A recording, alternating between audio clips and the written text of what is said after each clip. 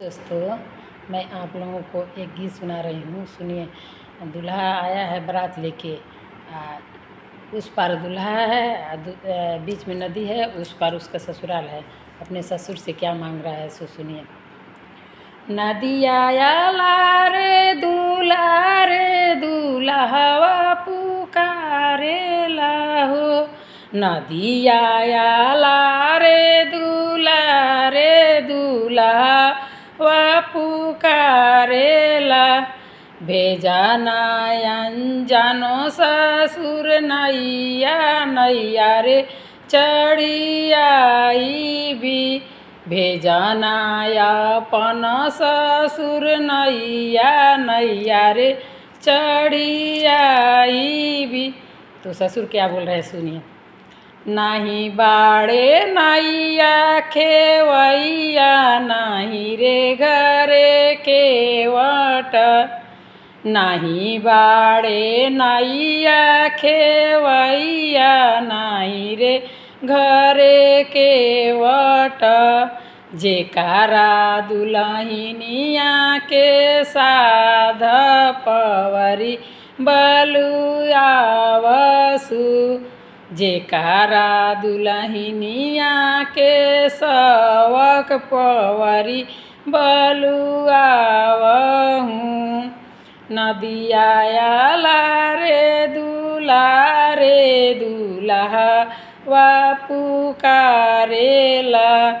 भेजा अपन सरऊ नैया रे चढ़ी आई भी।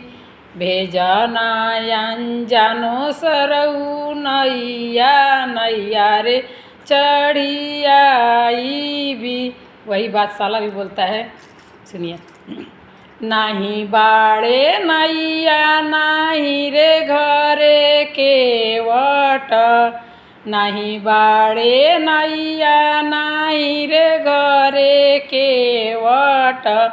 जेकारा दुल्हनिया के साध पवरी बलुआवहूँ। जेकारा दुल्हनिया के साध पवरी बलुआवहूँ। अब दूल्हा क्या बोल रहा है।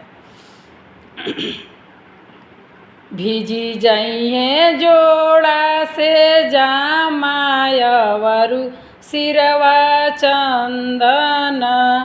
भिजी जइहे मखमल के टोपिया, सुंदर सुगवा कारण। भिजी जइहे जोड़ा से जामायवरु सिरवा चंदन। भिजी जइहे मखमल के सेहरा, अनजानो सुगवा कारण। ससुर जी क्या बोल रहे हैं। हम देबो जोड़ा से जामायवरु सिरवा चंदन। हमी देबो मखमल के टोपिया, दुलारी बेटी के कारण। हमी देबो माथ के सेहरावा, सुंदर बेटी के कारण। भाई भी वही बोल रहा है।